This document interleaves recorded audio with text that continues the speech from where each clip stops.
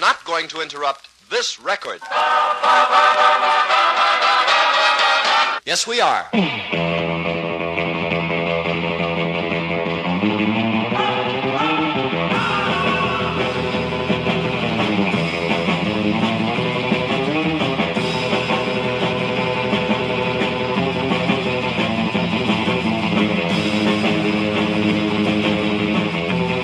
Hello again, everyone. It's Dwayne. It's Sunday night, June 5th, 2016. It's time for another edition of One Man's Opinion. Sorry it's coming out so late tonight. I have been in the yard working all day long. I've been doing a drainage project now for several weeks, working around the rain and the mud and everything else. I have moved about 12 or 13 ton of dirt in the past couple weeks. I moved about a ton today. I'm so sore I can't hardly move. My hands are cramped up, but the show must go on, as they say. And this is a lot easier than digging a ditch, let me tell you. All right. I want to jump into something here real quick. I'm sure you guys have heard this at least 100 times this past week, but I want to set up what I have to say. So listen to this real quick. If we turn against each other based on divisions of race or religion, if we fall for, a bunch of okey doke, just because it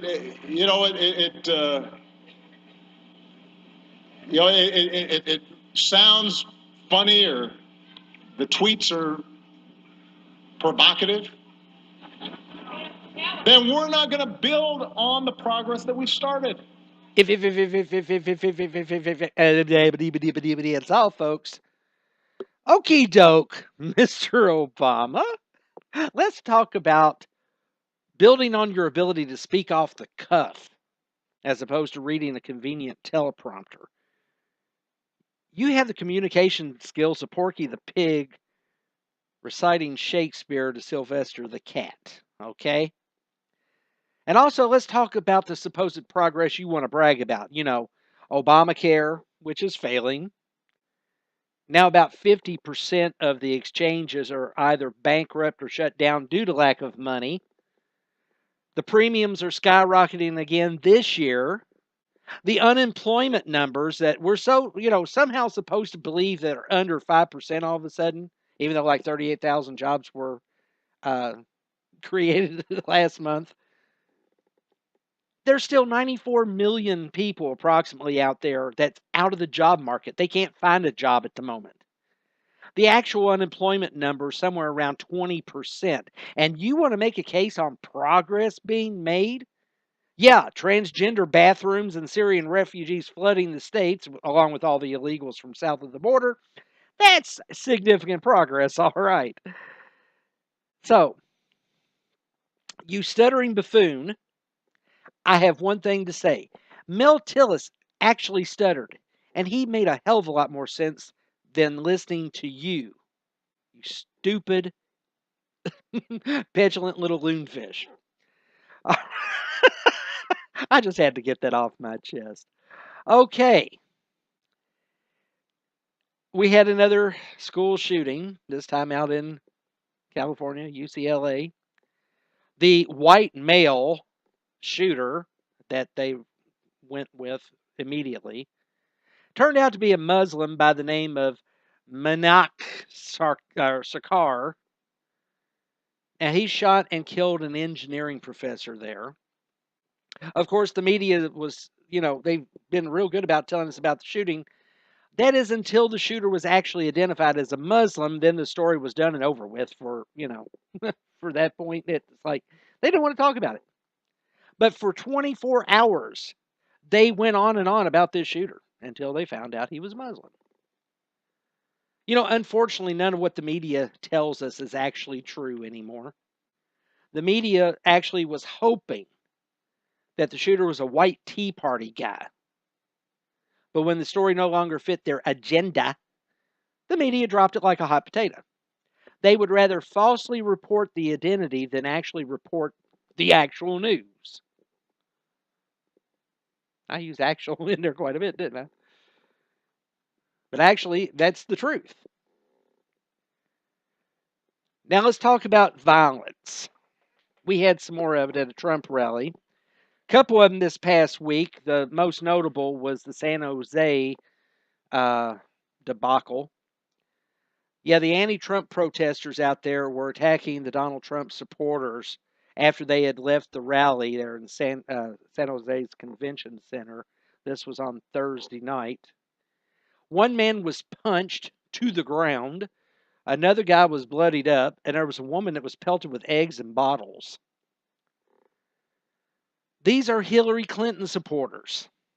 And when I say that, I mean that the Clinton campaign is somehow financing this lawlessness. I mean, there was one event earlier this week that a guy in a wheelchair was attacked by these a-holes. You know, the police chief in San Jose was basically given an order to stand down. The mayor of San Jose did not want any trouble.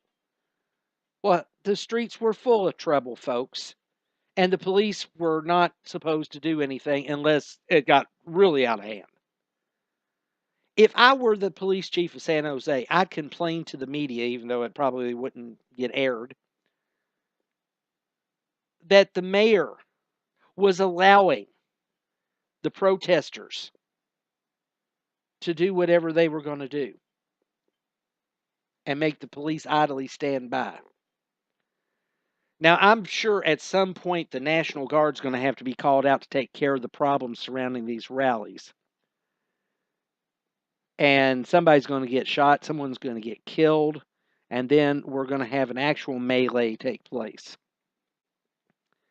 But the media, again, keeps blaming Donald Trump for all these rioters and hoodlums out there, but Trump doesn't have a damn thing to do with it. If you follow the money, and of course the mainstream media is not going to do this, you're going to find that George Soros and the Hillary Clinton campaign, if not the Clinton crime family itself, are using money to pay these professional troublemakers. Speaking of professional troublemakers, let's talk about Bill Kristol real quick. That's a hell of a segue. He has found a dupe to run as an indie, apparently. His name is David French. He's a writer. All he needs now is somebody by the name of Fries to run with him. Or Toast. Or Kiss. Oh, God. You know, and Ben Shapiro and others tweeted that they would vote for him. Good for them. All this is a way to beat Donald Trump out of votes and make sure Hillary Clinton wins the presidency. And I've said this before, and I'll say it again. If you have a subscription to the Weekly Standard, cancel it. I hope Bill Kristol goes bankrupt in his attempt to tamper with this election. Okay. All the other news I'm going to skip tonight because we had a very notable death take place just 2 days ago. Muhammad Ali, who was born Cassius Marcellus Clay Jr. back January 17th of 1942 here in Louisville, Kentucky. And of course, he died in Phoenix, Arizona on the 3rd.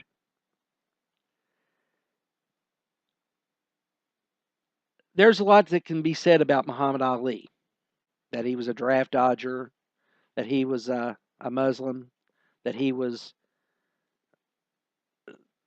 somewhat braggadocious in how he, spent his boxing career. Of course, it's not bragging when you are the greatest. Of course, he retired from boxing way back in 1981. I was 21 years old. And I grew up listening to these fights on the radio. Listening to Muhammad Ali fighting Sonny Liston, George Foreman, among others. Watching excerpts of it on Wide World of Sports a couple weeks later. Muhammad Ali had been battling Parkinson's disease now for decades. The Thriller in Manila. Someone just called it the other day, the Thriller in Manila. It's like Manila. That is said to be the fight that changed Ali, changed George Foreman quite a bit too. But Ali was never the same after that fight, although he was still the greatest of all times.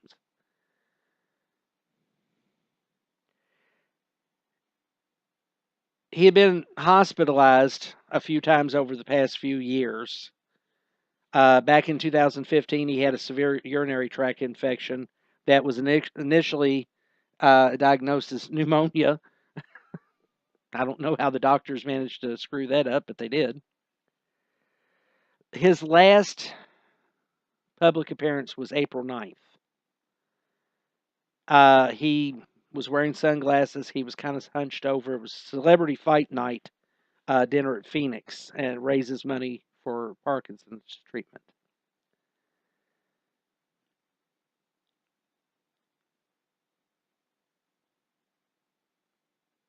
He was someone that I think inspired a lot of people of both colors, black and white, among other colors actually, but mainly black and white, to push the boundaries, to believe in yourself so much.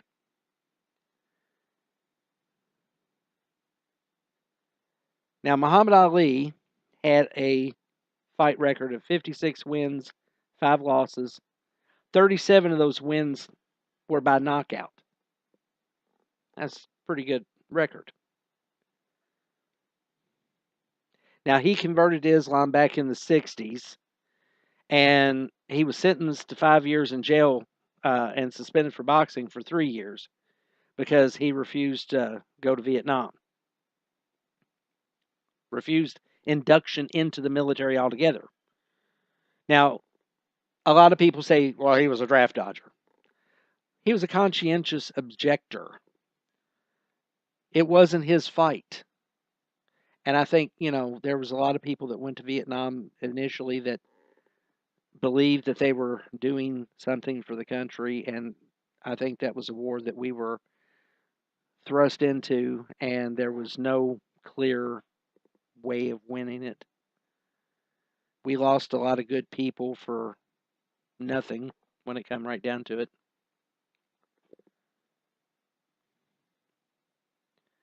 But times have changed, and people change.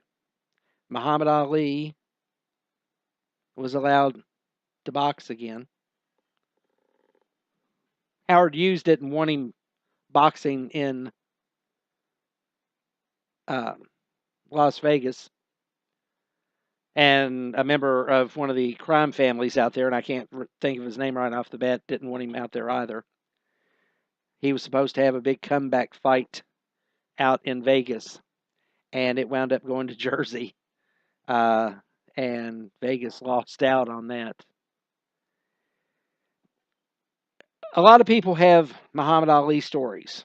I know I've got a nephew that has a picture with him. I'm going to tell you 2 brief stories here. My father grew up roughly in the same neighborhood. My dad was about 2 years older than Ali. And Ali was one of these kids.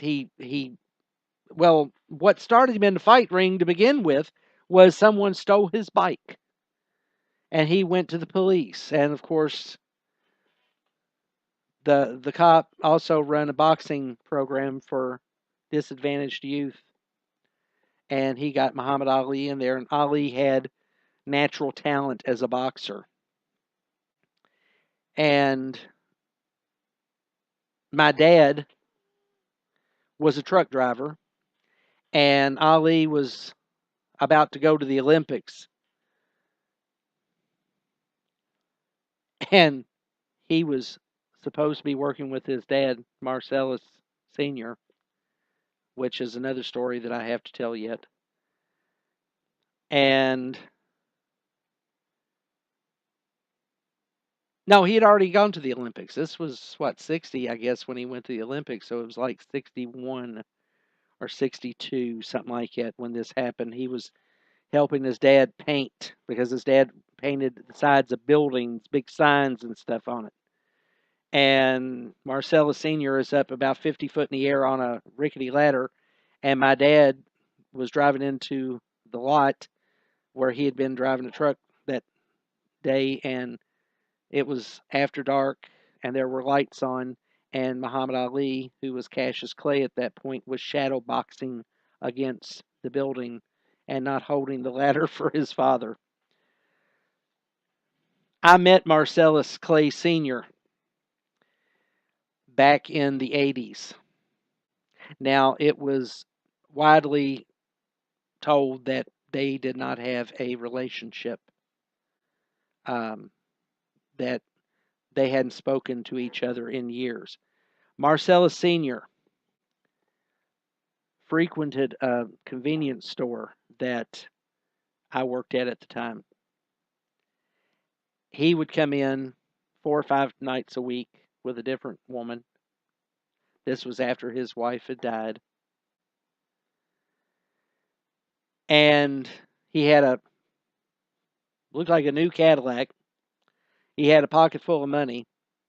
I think that even though they didn't speak, Ali sent him money. I think that he had given his parents a lot of money, and I think that once his wife died, Marcellus Sr. decided to go out and enjoy the rest of his life, and I'm pretty sure that he did. I don't know if he and his son ever reconciled. As far as I've heard, he never did.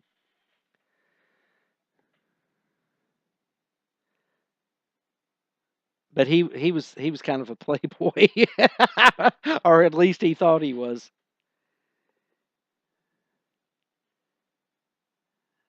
Muhammad Ali was one of those larger than life figures. He was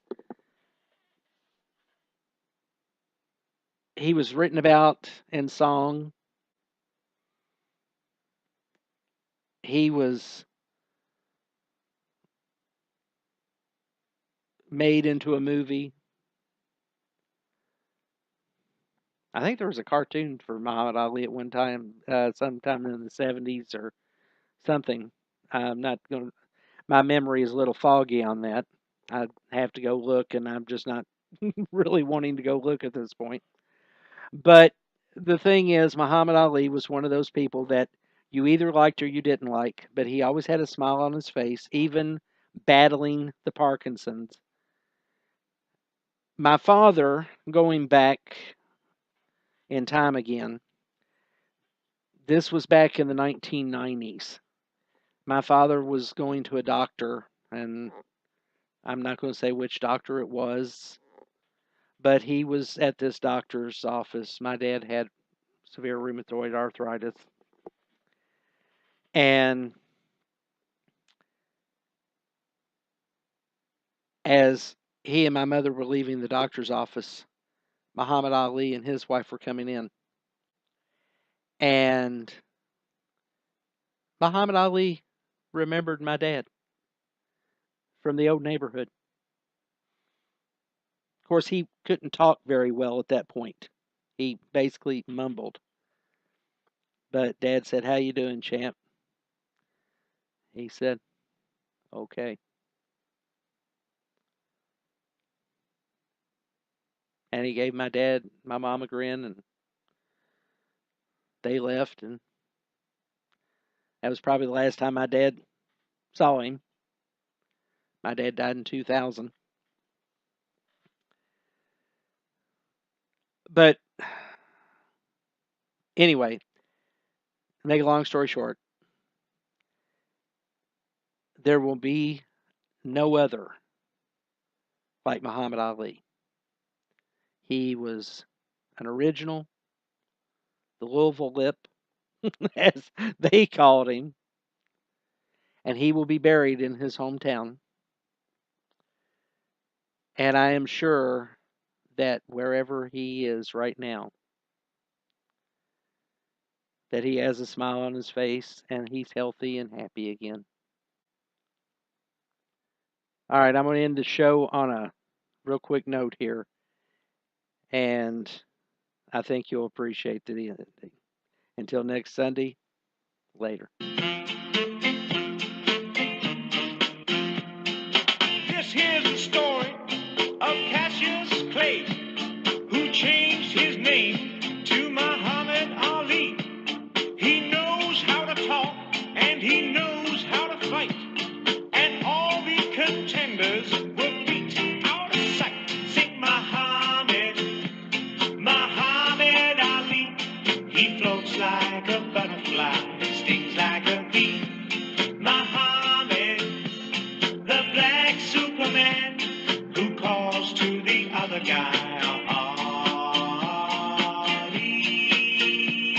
Ali. Catch me if you can.